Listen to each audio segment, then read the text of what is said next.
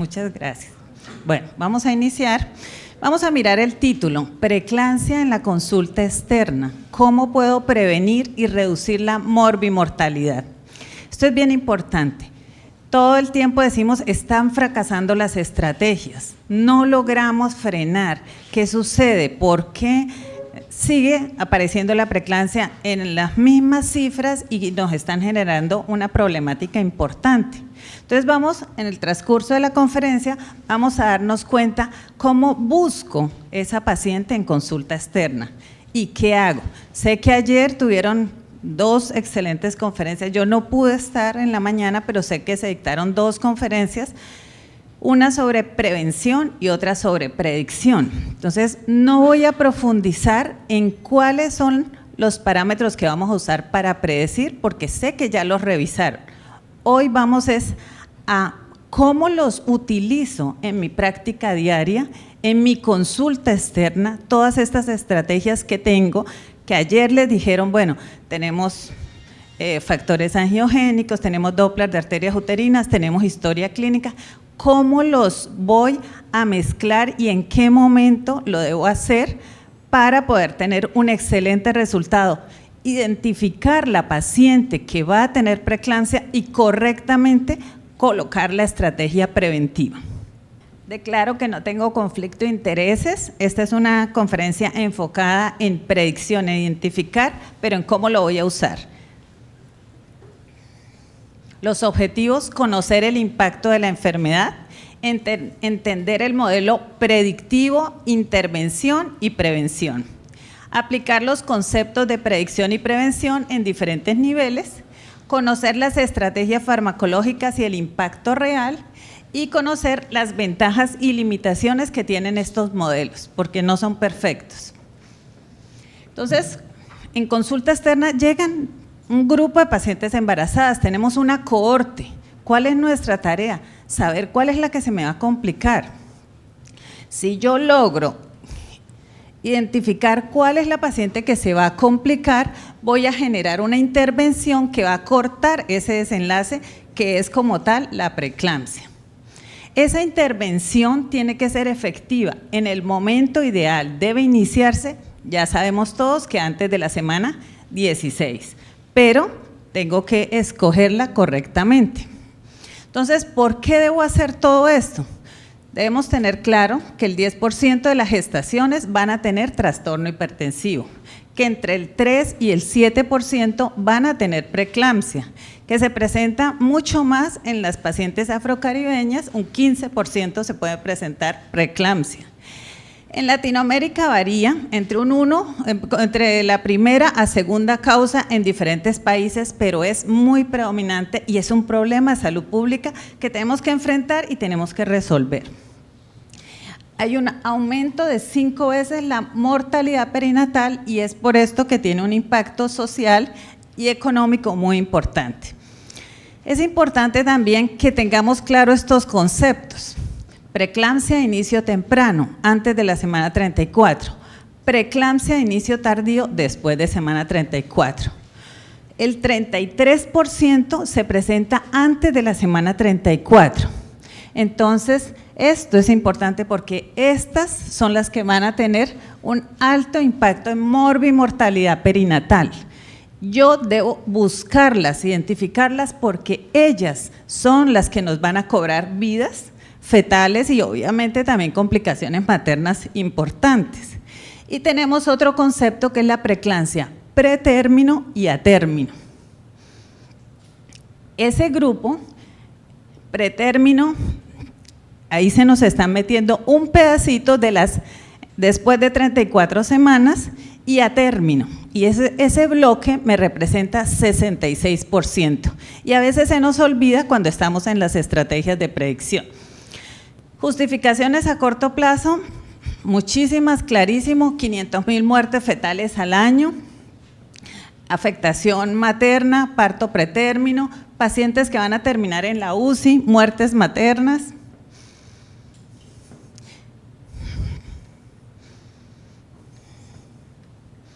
Y afectación a largo plazo. Sabemos que toda paciente que tiene preeclampsia va a tener una afectación crónica, va a quedar marcada en su riesgo cardiovascular, va a tener un doble riesgo de enfermedad cardiovascular, hipertensión, enfermedad coronaria, infarto agudo de miocardio. Y para los niños, efectivamente, la prematuridad y la restricción del crecimiento intrauterino le incrementa todo su riesgo cardiovascular y le dispara el riesgo también de parálisis cerebral.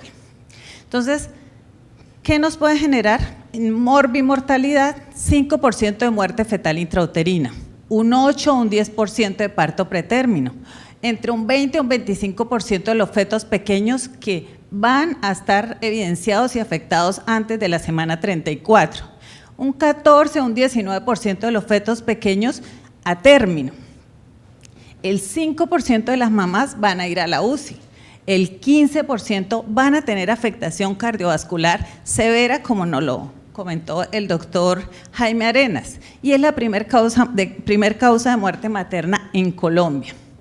¿Qué tenemos que hacer?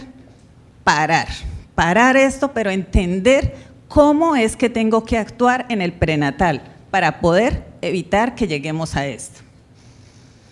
Entonces, ¿qué hacen en sala de partos? ¿Qué nos toca hacer a muchos en sala de partos? Apagar este incendio, ¿sí? Y entonces cuando llega, entonces todo el mundo, ¿qué vamos a hacer? Y empezar a montar una cantidad de estrategias para que no se nos muera la mamá ni el bebé.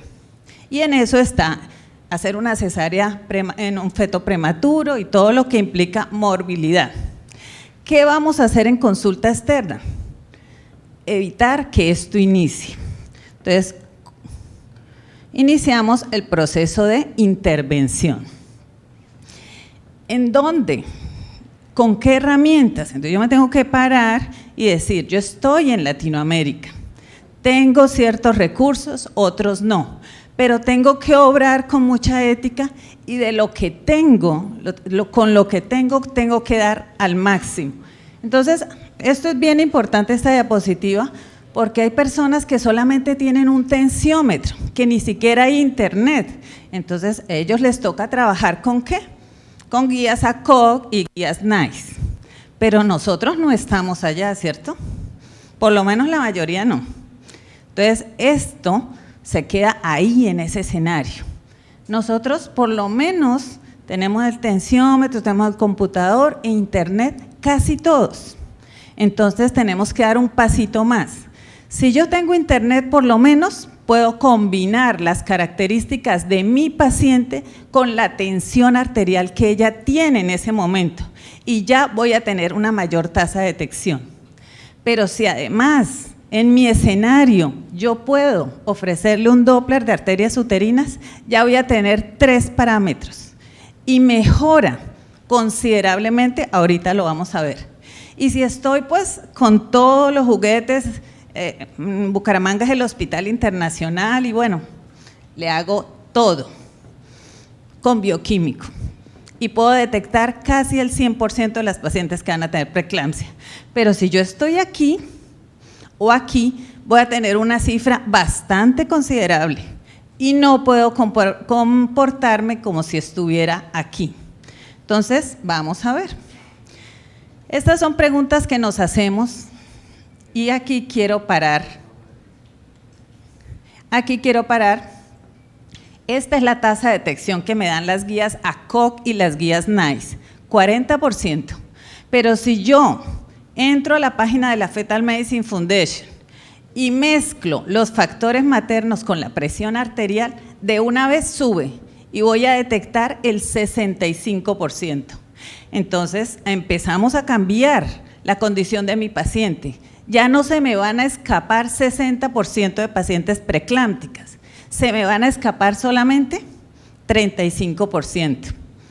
Porque yo sé que esa aspirina que le voy a dar no le funciona a todas, solo reduce un 67% de estos que yo detecté. Entonces, ahí es donde vamos entendiendo por qué es que no están funcionando las estrategias y por qué es que no encontramos las pacientes que les va a dar preeclampsia. Vamos a seguir. Entonces, ¿cómo predecir la preeclampsia? Sé que ayer revisaron que tenemos factores maternos, biofísicos y bioquímicos. Si yo uso solo los maternos, las tablitas que hablamos, guías NICE y ACOG que en su momento fueron muy útiles, muy útiles, pero que ahorita tenemos que dar un paso adelante. Si yo le combino la presión arterial,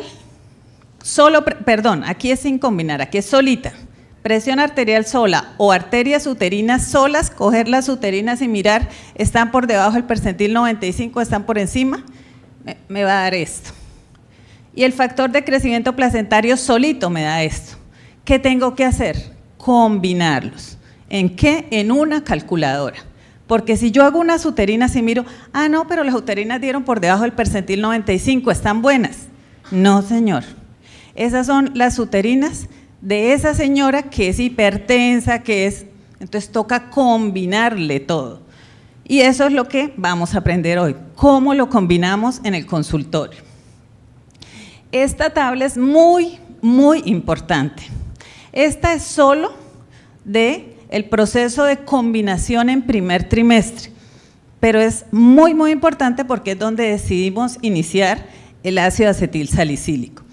Entonces quiero que miren, cuando yo solamente hago la entrevista de la paciente, solo la entrevisto, hay publicaciones que me hablan de un 40%, en esta subieron hasta un 53%.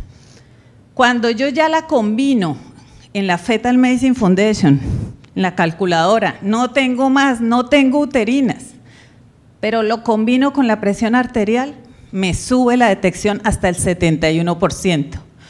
Cuando yo ya le meto uterinas, subí al 94%. Cuando le pongo el factor de crecimiento placentario, no se me escapan. Y ahí le meto el ácido acetil salicílico.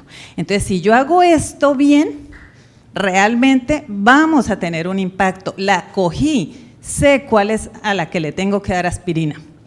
Pero si yo uso las guías NICE, solamente voy a detectar el 41%. Y entonces hay personas que me dicen, pero doctora, usemos ACOG. Las guías ACOG nos pueden detectar el 94%, son buenísimas. Pero miren lo que pasa con guías ACOG. Tiene una tasa de falsos positivos del 64%. O sea, 64% de pacientes no necesitaban tomar aspirina.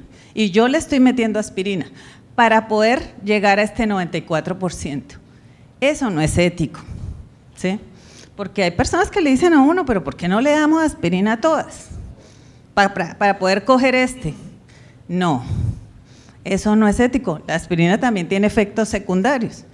Entonces, por esto buscamos un modelo que produzca un bien sin generar daño. ¿Qué más podemos ver en esta tabla? Que es importante. Esto me detecta las preeclampsias de inicio temprano, menor de 34 semanas. Pero miren cómo se me cae la tasa de detección con las pretérmino. Y ya en las a término, la tasa de detección es muy baja. Entonces ya de entrada me está diciendo, ojo, usted tiene que volver a filtrar aquí, en las 36 semanas para que coja las de aquí. ¿Por qué? Porque ya habíamos dicho que el 66% de las preeclampsias son después de 34 semanas. Entonces, si yo no vuelvo y aplico, no vuelvo y busco, pues se me van a seguir perdiendo y llegan para que les apaguemos el incendio en sala de partos. Seguimos entonces. Este es un modelo combinado, lo que les había dicho. Entre más le ponemos, pues también nos cuesta más. Entonces, estamos en un país con limitación de recursos, pero hay que saber usar lo que tenemos. Perdón. Esta es la estrategia FIGO. Lo que les estoy contando y hablando es la estrategia que plantea la Federación Internacional de Ginecología y Obstetricia. Plantea que para países con suficientes recursos se le haga todos los elementos que tenemos, se les aplique para que lleguemos a ese casi 100%. Y luego, si la detecto, hagamos una intervención efectiva. ¿Cuánto me reduce de preeclampsia? 90%. Poner el ácido acetil salicílico me lo reduce. En pacientes menores, aquí es menor, perdón, menores de 32 semanas y me reducen un 62% la preeclampsia pretérmino. Pero aquí no me está diciendo nada de la a término. Esto poniéndole todos los marcadores y todas las herramientas que yo pueda. Entonces, cada quien tiene que pararse en su lugar y decir, si tengo la posibilidad de pedir arterias uterinas a mis pacientes que están en 11 a 13.6, debo éticamente pedirlo, porque de eso es que se nos están muriendo las pacientes. Ahorita vamos a ver si nosotros en Colombia estamos para pedir factor de crecimiento placentario no en primer trimestre, porque es que eso nos vale. Entonces, ahorita vamos a ver por qué sí, por qué no y qué tanto lo vamos a analizar. Entonces, ¿cuándo vamos a tamizar para preeclampsia? Indudablemente tamizar es una prueba para el 100% de la población, no para unas, es para todas. Entonces, en 11 a 14 semanas me identifica la paciente de alto riesgo que es susceptible de recibir ASA, 150 miligramos en la noche. Luego, en semana 20 a 24, ¿para qué tamizo? Tamizo a la que me dio positiva acá, para saber si le va a dar antes de 32 o después de 32, porque ya sabemos que la que le da antes de 32, si vive a 5 horas de acá o a 4 horas de acá, pues yo la tengo que traer y decir, señora, usted aquí no puede vivir allá en la vereda tal, usted tiene que vivir aquí porque usted le va a dar preeclampsia antes de semana 32. Y con eso yo reduzco la morbimortalidad. Yo tengo la paciente aquí al lado. Entonces, aquí yo tamizo a esas pacientes que me dieron positivas aquí y a la que no pudo tamizarse acá. Luego vuelvo y tamizo a toda la población en semana 36, pero ahí ya no vamos a usar sino factores maternos, presión arterial y ahorita vamos a discutir qué pasa con los bioquímicos.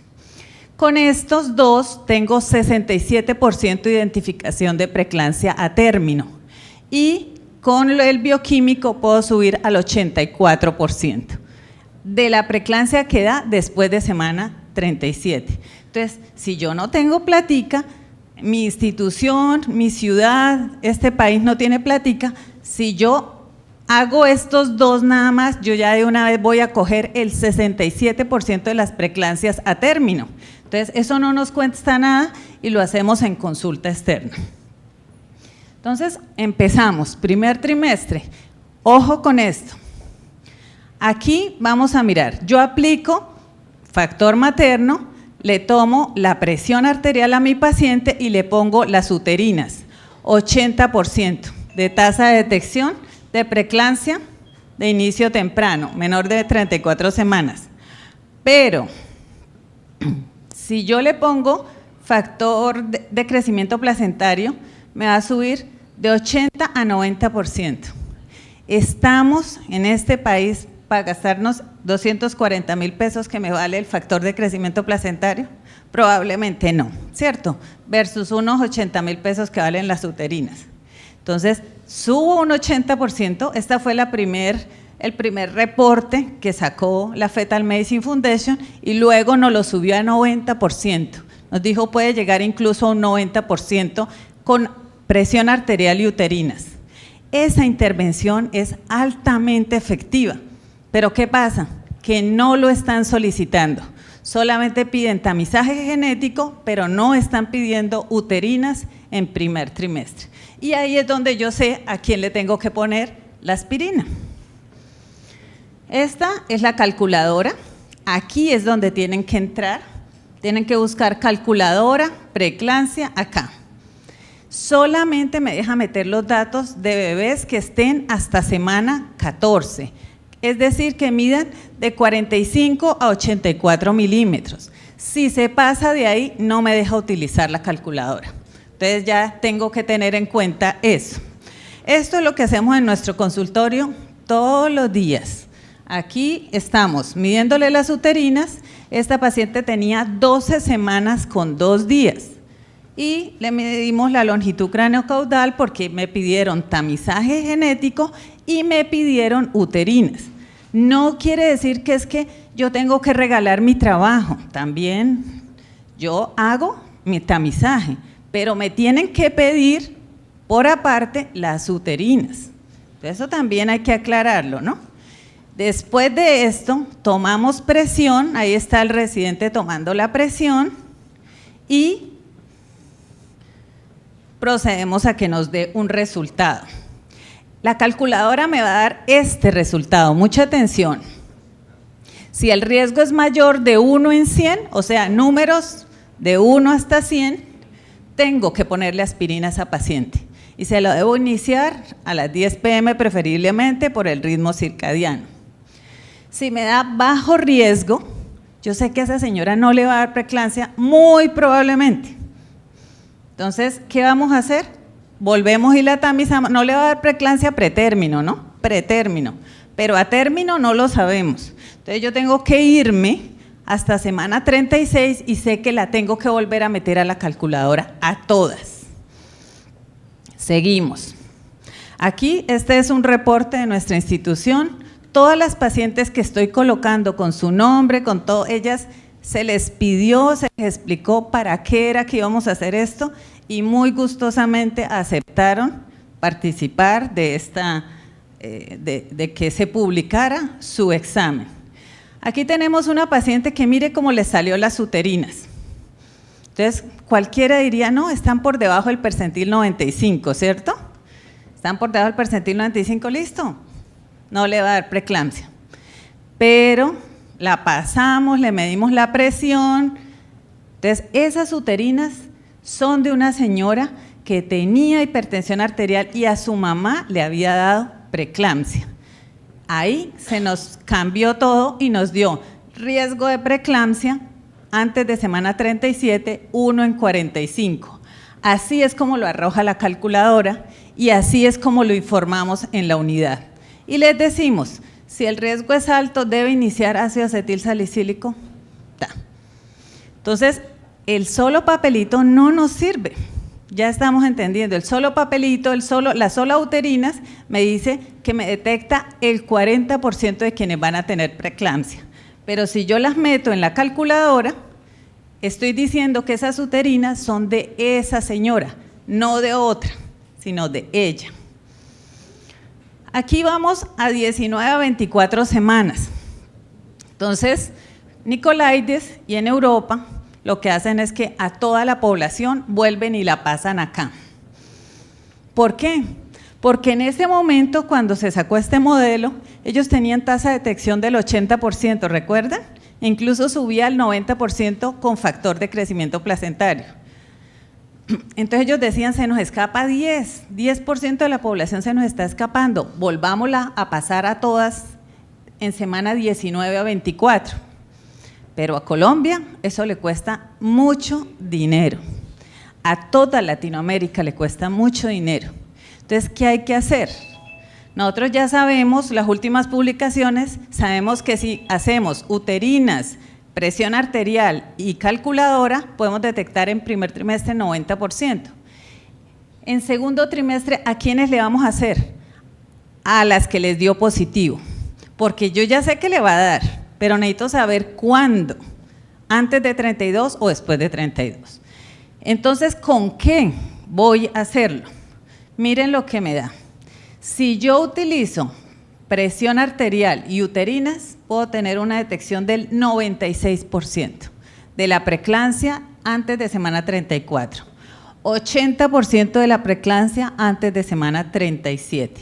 Entonces, no se justifica gastar en factor de crecimiento placentario y tirosinquinasa en un país como el nuestro, que tenemos tantas necesidades, para de un 96 subir a un 100%, ¿cierto? Pero tenemos es que ir entendiendo qué recurso voy a usar y por qué.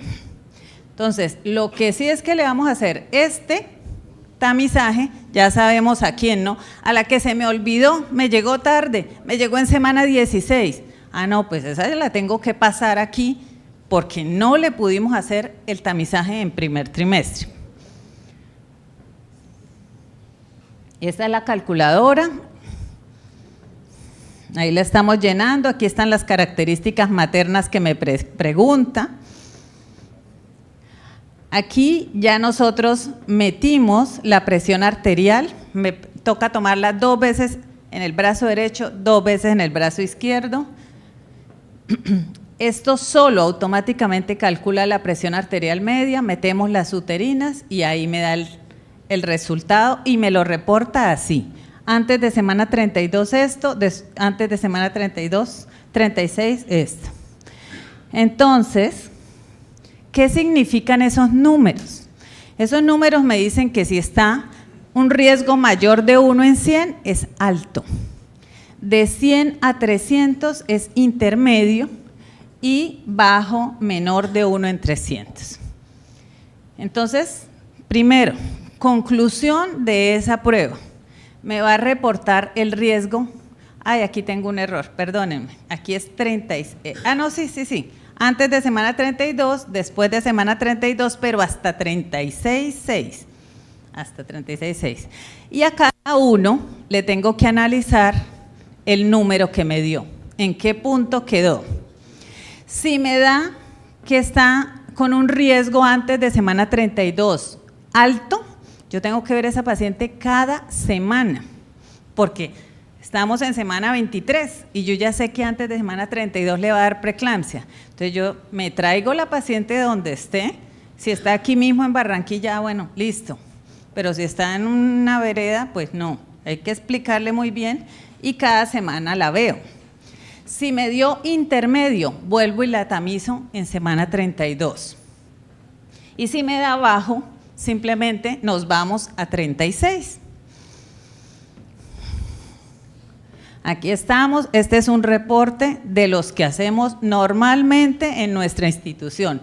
Me piden las uterinas, hacemos las uterinas, la pasamos a toma de presión y aquí está la calculadora abierta. Y este es el resultado, así sale. Entonces, solo por historia es esto no me sirve, lo que me sirve es esto. Y este es el numerito que me sirve. En esta paciente me dio bajo riesgo. Entonces, importante.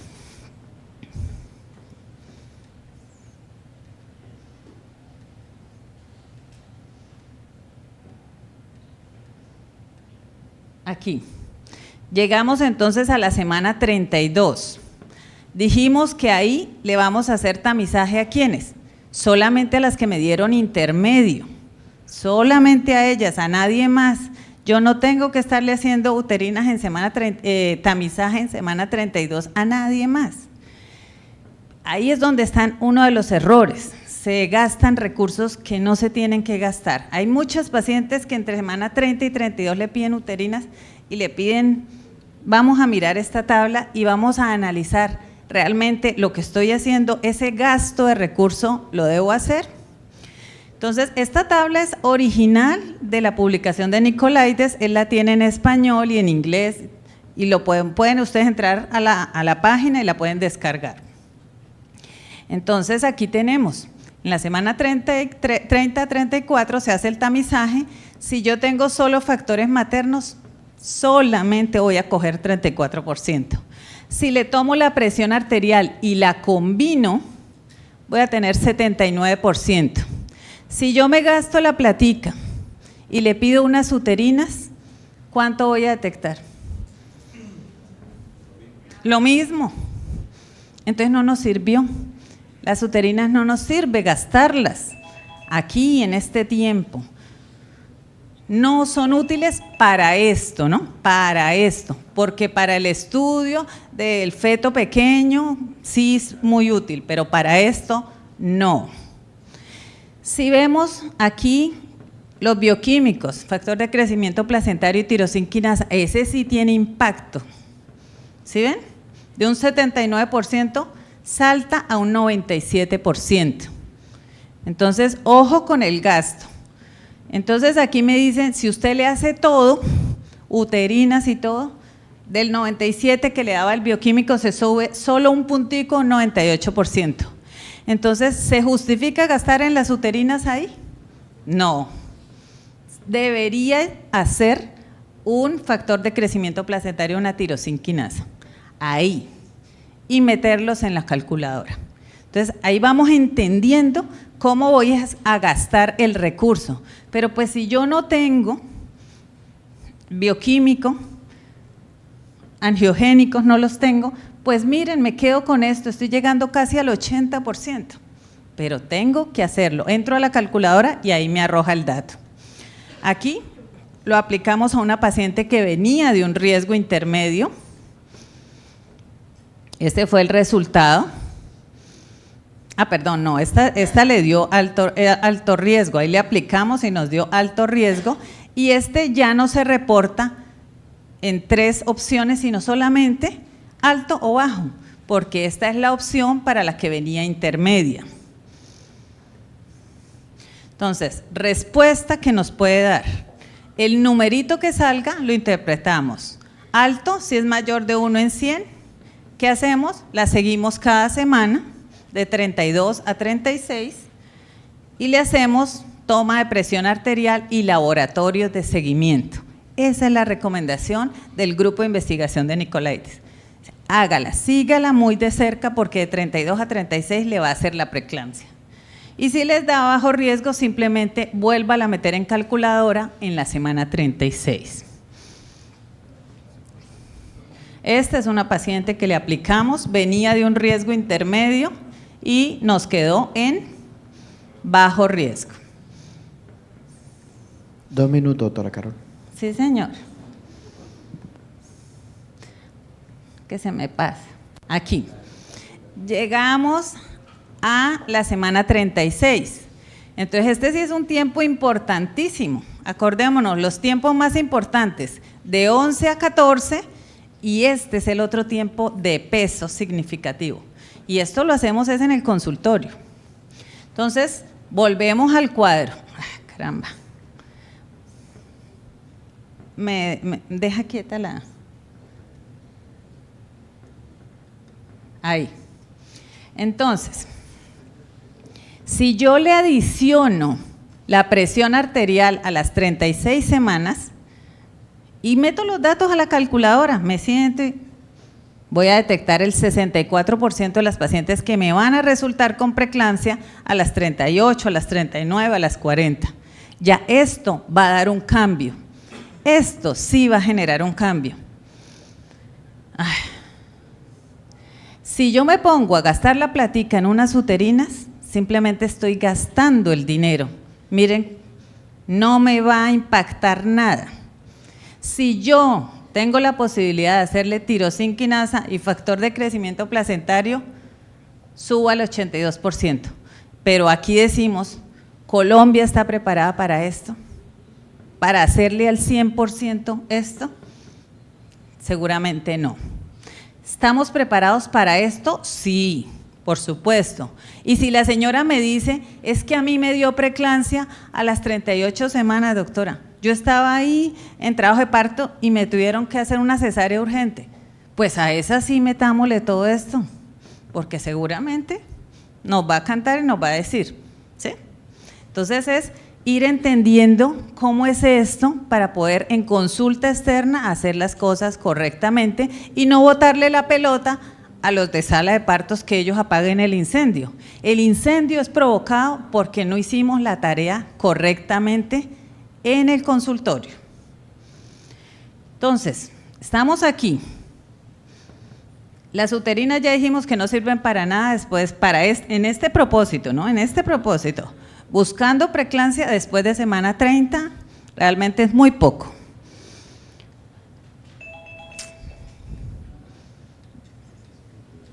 Es que se dispara y se va toda la… Aquí estamos. Entonces, empezamos a aplicar la calculadora, es una paciente real, y esto fue lo que me salió. Alto. Entonces, ¿cómo pueden ser los números aquí? Esto es lo que me tengo que aprender para que cuando me salga el número o me lo entreguen, yo sepa qué es lo que tengo que hacer. Me puede salir otra vez alto, intermedio y bajo. Solo que cambia es que ya no es 300 sino 200. Esto cuesta trabajo Y esto es lo que uno al principio le toca darle y darle hasta que uno aprende eso. Y eso es lo que los residentes tienen que tener aquí, porque ellos son los que van a estar recibiendo esa información y, bueno, ¿en qué grupo fue que quedó? Entonces, alto. Si yo le hago la prueba a las 36.6, 36.5 y me dice, ojo, alto riesgo, le va a dar preeclampsia ahorita, después de 37 le va a dar preeclampsia, la recomendación es termine. Y ese es el modelo de la Fetal Medicine Foundation. Termine a las 37 semanas de embarazo porque le va a dar preeclampsia. Si me da intermedio el número de 101 a 200, esto es lo más importante, porque la mayoría de pacientes nos llegan al término, y vuelvo y les repito, la mayoría de preeclampsias son aquí. Entonces vamos a verla cada semana, le vamos a hacer toma de presión arterial y laboratorios. Ahí sí toca gastar una platica con esas pacientes. Y si nos da bajo riesgo, a las 36 sé que la puedo ver a las 39. Así, literalmente, ese es el protocolo de la Fetal Medicine Foundation. Aquí, estamos en Colombia, estamos en Latinoamérica, en cualquier país de Latinoamérica hay internet.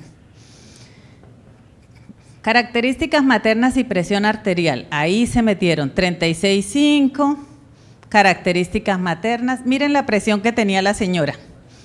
No cumplía criterios, ¿cierto? Ahí todavía no podemos decir que sea un trastorno hipertensivo asociado al embarazo. Miren, no tenemos uterinas porque no está indicado hacerlo, no tenemos factor de crecimiento ni tirosinquinasa, es una paciente de las que están en control prenatal común y corriente, sino que le tomamos la presión y nos dio esto. Miren el riesgo. Alto. ¿Voy a seguir con esa paciente hasta semana 40? No, de una, eso es rápidamente uno, ¿cómo? ¿Pero cómo? Ella es la que toca 37, ¿por qué? Por esto. ¿Dónde está el soporte de esa decisión, de esa conducta de parar? Está en todas las publicaciones que respaldan el modelo de tamizaje de preeclampsia de predicción de la Fetal Medicine Foundation. O sea, no tienen que sentir miedo de tomar esa decisión. Esa decisión está ampliamente respaldada. No hay un consenso colombiano que diga esto. En eso es en lo que estamos trabajando, eso es lo que la federación está trabajando y lo va a generar. Pero, mientras tanto, trabajamos con el mundial. El mundial es el de la Fetal Medicine Foundation. Entonces, esa decisión no es tan difícil. Aquí tenemos la misma paciente. ¿Qué hicimos? Le pusimos tensiones normalitas, las tensiones con las que usualmente nos llegan a las 36.6. La misma, una paciente de 29 años, 1,64 de estatura, 72 kilos, y miren lo que nos dio.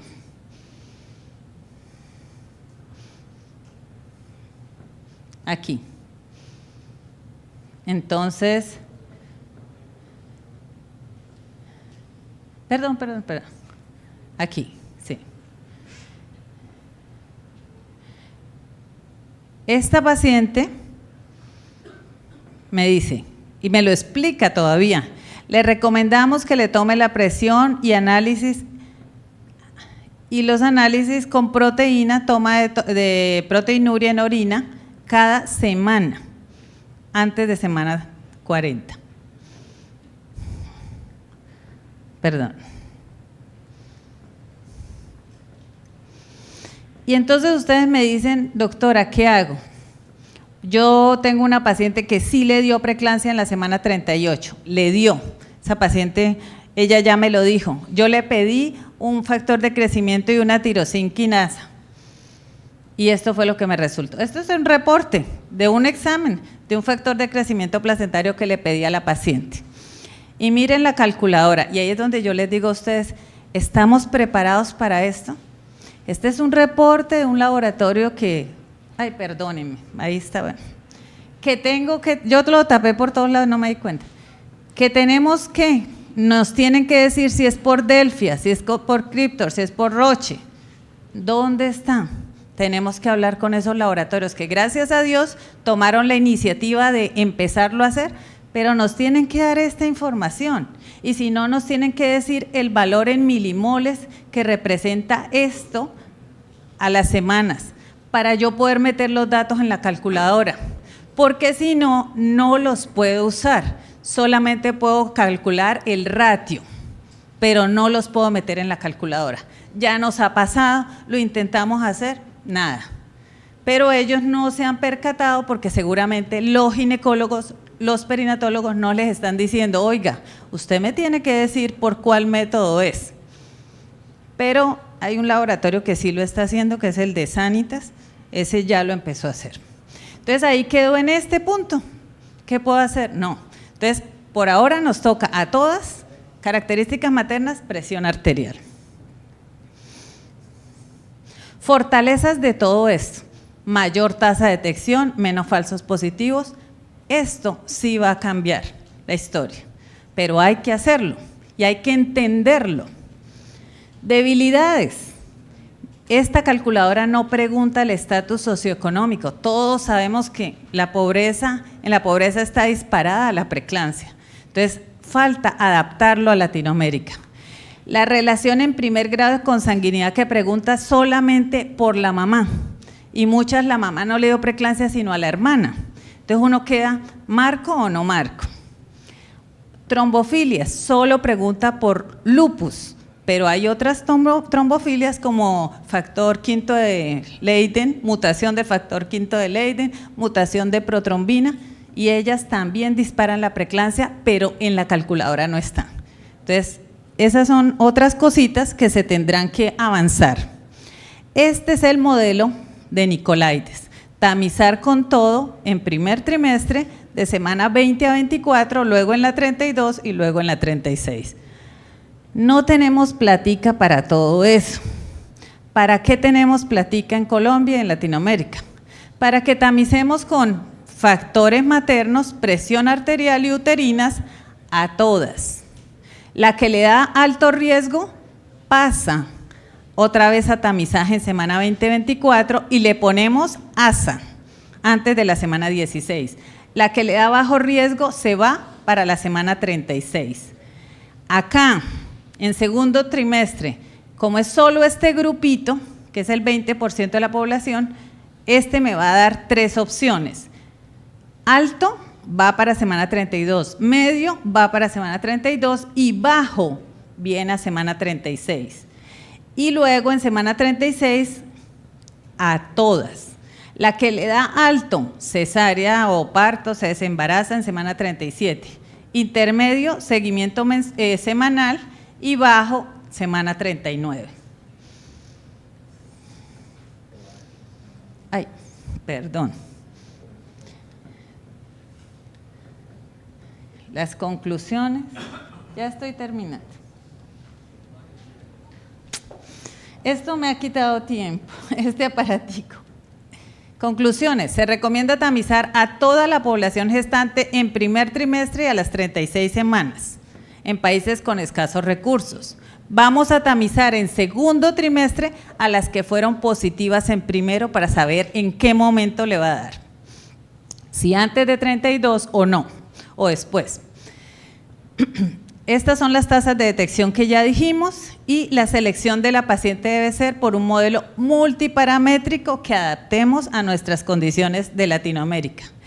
Y el ácido acetil salicílico es la mejor estrategia definitivamente para reducir preeclampsia. Se inicia 150 miligramos en la noche antes de semana 16 y se termina en la semana 36. Si yo lo inicio después de 16 y antes de 20, tiene una mínima efectividad de una reducción del 15%. Y si yo identifico a la paciente después de semana 20, mejor no dar, porque produce más riesgo de abrupcio y no nos aumenta la reducción de preeclampsia. Quiero invitarlos a nuestro Congreso Nacional de Perinatología, los precongresos 4 de junio, ecocardiografía, neurosonografía, emergencias obstétricas, y para médicos generales y enfermeras el curso Cuidarte Más. Y nuestro gran congreso 5, 6 y 7 de junio, los esperamos, y ahí activamos el video.